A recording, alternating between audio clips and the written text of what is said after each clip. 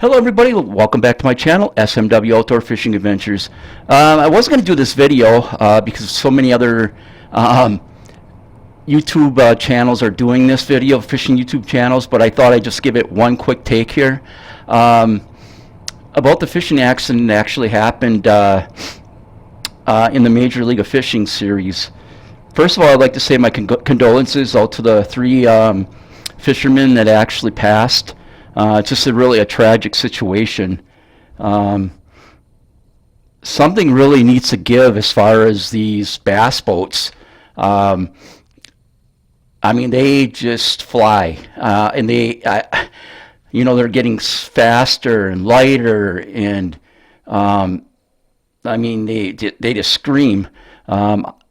As you know, I fish kayaks, and if you go back to my videos, I've been flipped before because of these bass boats. And actually, last year I had a bad incident with one. Here in Michigan, we have to be 150 feet between each vessel. And this particular bass boat, I mean, he was 50 feet, and he wasn't even doing a no wake. And we got to the boat landing, and I really had it out with him. I thought we were going to go to blows. And his take to me was, well, I shouldn't be out on the lake fishing kayaks. Well, he shouldn't be out on the lake. I mean, this is a smaller lake, flying around like he's crazy, like he owns the lake. The problem I have is that these kids, they're kids. They're in their early 20s. They've been handed everything to them. Do they have the knowledge to fish normally? No, they're just relying off electronics. These screaming boats, as you know, they don't have brakes. I'm not sure exactly all the details yet. I hear it was foggy. Well, if it's foggy, you slow down. Have your lights on and go from there. Another thing, he was, I believe, I'm trying to think how that worked now. It was the foggy thing. And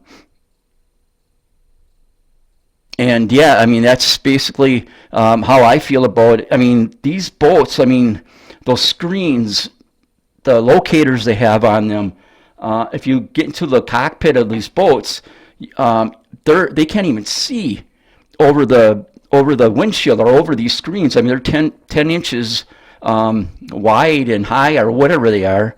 That's a dangerous factor. I know they really cut back down on the live scope. So hopefully, I don't know if that's going to help things at all, or are these fishermen just going to hurry up and get to these spots because they think they're going to lose time on the water and not be able to find the fish. Yeah, I mean, it's just a sad situation. These other fishermen, they're just out there just being innocent, fishing the day, trying to catch some stripers, and they ended up dead. My feeling is, yeah, this fisherman, I'm not going to mention any names, he should get charged. Like the guys that threw weights in these fish, if they got charged for that, this guy should actually get some type of a vehicular homicide type charge or something like that. I actually found a video of him, not a video, actually a still picture, and he's actually looking down on these screens, and with the trolling motor down. Does he know what's ahead of him? Does he know what's behind him? Does he know what's side by side? It's just really sad. I know, just every year now there seems to be more and more of these crashes. I think one thing is you can put limiters on, speed limiters on these boats. Like kids, they have on these four-wheelers, you can put a speed limiter on them. I would think limiting the amount of screens on the cockpit. I don't know why you need so many, maybe just one. so you can actually see. Um, so yeah, it's just a really, really sad situation. I think it can be prevented if you um, use your common sense. And like I said, these kids, they're kids. I am 60, and these kids. They don't know any better than to fish with electronics. Um, Whether they grew up with money and that type of thing, which I think they did, because you don't get sponsors just like snap of the finger. Um, in fact, a lot of the sponsorship is actually going away because of financials. Um, so yeah, I mean it's just a sad, and the thing is that really bothered me the most was his girlfriend. Um, she posted something I believe on Instagram like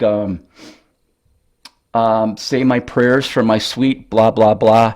Um, Daddy heals fast. Well, she doesn't mention anything as far as the three deceased, which that should be the most important thing right now. Um, so hopefully they're gonna, take a stand on this and get things better as being safer. Um, I don't know if they can get some more of these, you know, referees out there and watch the control the speeds and that type of thing. If they're speeding too much or whatever, they can be disqualified. But there's got to be an answer. And like I said, these boats are going 70 miles an hour. I mean, that's a car. That's a car without brakes. And like I said, I don't know, get a lot of kind of conflicting stories, whether he was following just the navigation, which that's one thing I heard, or the fog. Either or, it was just plain, how can I put the word there? It was just not using any common sense about being out on the water. And like I said, I get scared now with these bass boats out there. I mean, these small lakes. I mean, I won't go on big lakes because of these bass boats flipping me. So now they're even going on the the smaller lakes, and it's scary, especially now in the cold water here. Um, it's just it's a bad situation. I hope they clean it up wherever these tournaments are in the Midwest, Upper Midwest, South, wherever these tournaments are.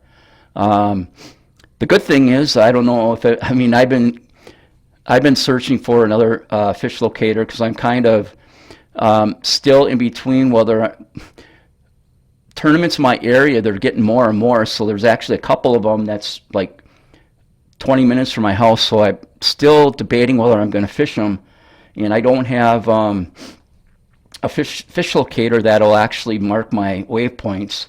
But again, I don't rely on those fish locators or sonars or whatever you call it.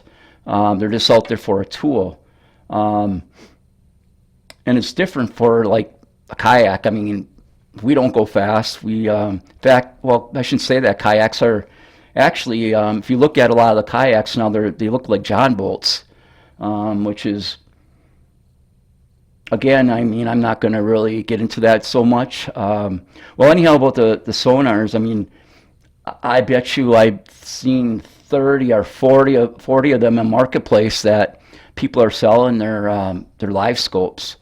So that's how these tournaments now are kind of combating that a little bit. They're just cutting them out or limiting them to like one per boat, that type of thing. So today we have Easter Sunday, and we got some really nice weather coming in. I'm not sure. I'm just kind of behind with the weather, whether I'm going to get everything all ready to get on the water this week.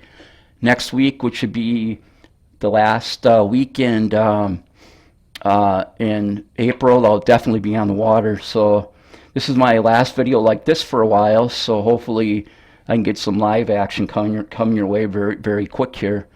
So again, this is my stance on this. I'm not going to leave it. This is going to be it.